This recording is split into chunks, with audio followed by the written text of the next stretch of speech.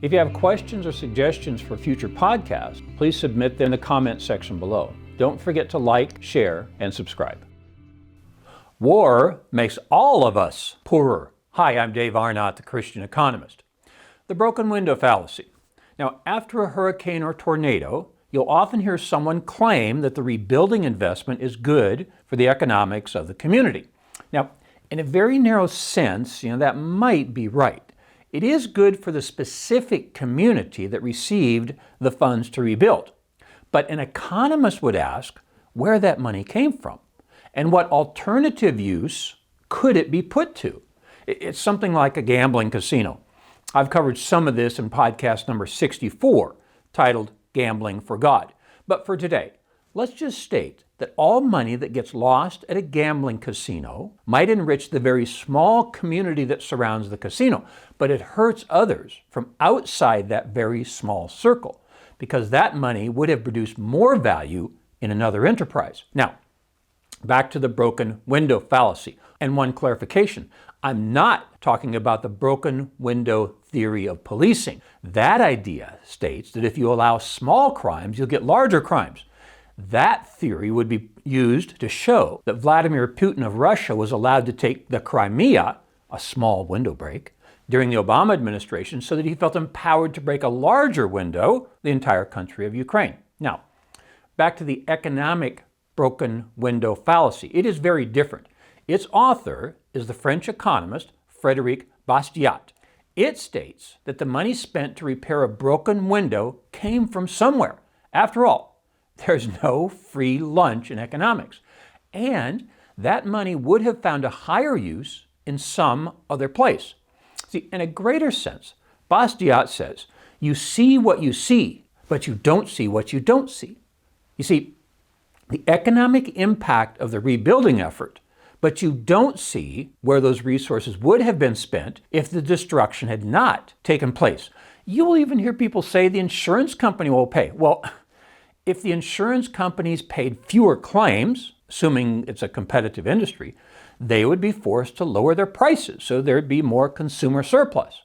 And if they made more profit, there would be more producer surplus, and those profits would go to the managers and owners who would put the money to higher use than paying insurance claims. Look, destruction makes all of us poorer because valuable resources are destroyed that have to be rebuilt, simply. Applying those resources to building new value-creating efforts enriches us more than rebuilding destroyed resources. Less production. Disruptions of supply chains and reduced production has caused the price of wheat to inflate 27%. The world essentially lives on wheat as a food commodity. When prices go up 27%, the poor have to pay more for bread. The commodity increase you hear most about is oil. And as of today, it's up 19% and likely to be higher by the time you watch this podcast. All products get transported, including the bread we just talked about.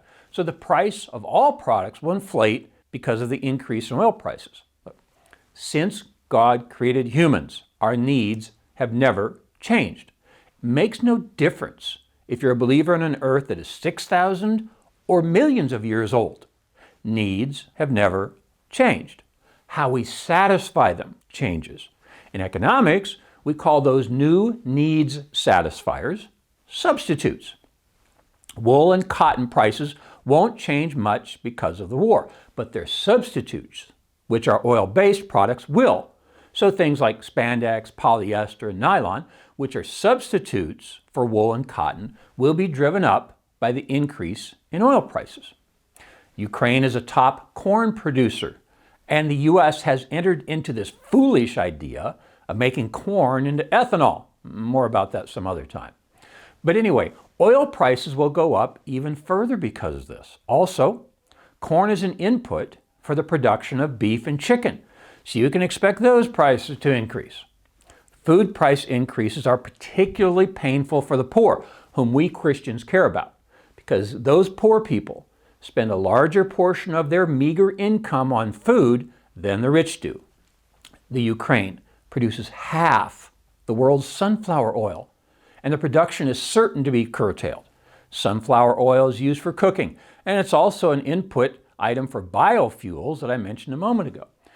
You can expect the price of those substitutes to increase. Another example is vegetable oil called canola, known in Europe as rapeseed.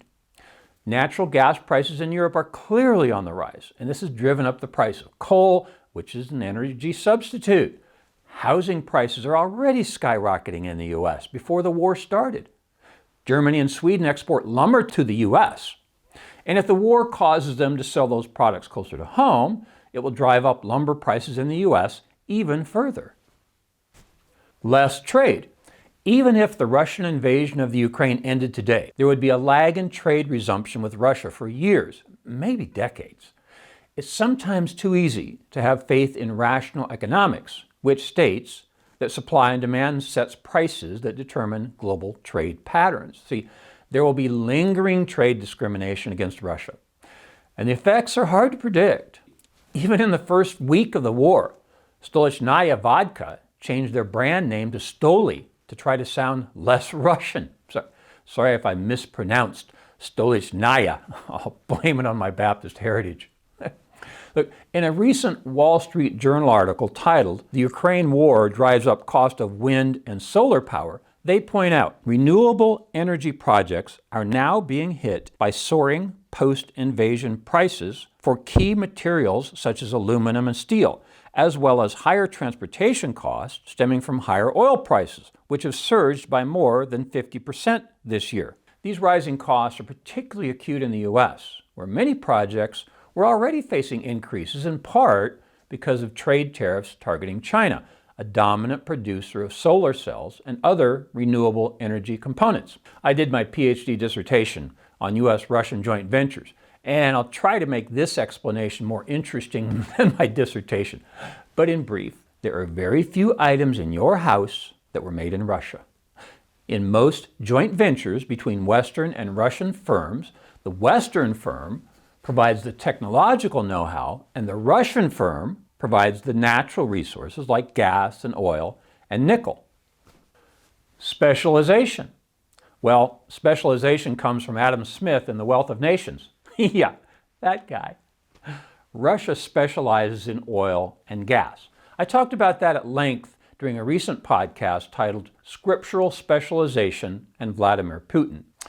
When the West stops buying oil and gas from Russia, the price will go up. Okay, I'm back to a theme that flows throughout the Christian Economist podcast. Christians care about the means, and we believe God has determined rights and wrongs. Economists almost always measure the outcomes. It's rather obvious today that the West has chosen to ban the purchase of Russian oil, so that's clearly the right thing that Western countries will do. The economic outcome is clear. Prices are already going up. As I stated earlier about U.S.-Russian joint ventures, when I spared you from the boring details of my dissertation, the U.S. specializes in technology. And I don't just mean information technology. I mean the economic definition of technology, which includes the means of increasing value when commodities are converted into consumer goods. As the U.S. begins to deny those technologies to commodity producers like Russia, all those prices will increase. Nickel is just one example. The London Metal Exchange made an extraordinary decision on March 8 to halt nickel trading. This was caused by a short squeeze triggered by a Chinese metal tycoon's large short position. This sent commodity prices skyrocketing more than 100% in one day to a high of more than $100,000 per ton for nickel. Nickel is a key input in battery production, which is expected to support the move to electric vehicles. The price just went up. The Christian response.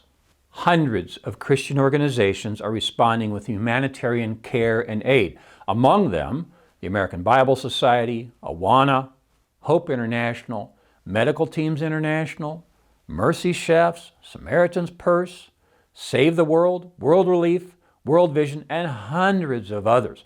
We personally know two guys who are going to serve with Texas Baptist men in Poland. You know of many charities in your own hometown who are mobilizing their efforts to provide care as Christians have done for 2,000 years. Now, just a thought. I don't know of an atheist organization who is helping, I'm tempted to launch into a philosophical discussion about how Christianity makes the world better and atheism makes it worse, but I'll avoid that temptation today because we're running out of time. I'll let the record of history speak for itself. Here's the point. We tend to think that war only impinges upon those directly affected. And while that is true in terms of physical and psychological harm, we all pay the economic price of war. I'm Dave Arnott, the Christian Economist. Fear God, tell the truth, earn a profit. See you next time. For more information, please visit us online at davearnott.com. If you have questions or suggestions for future podcasts, please submit them online or in the comment section below. Don't forget to like, share, and subscribe.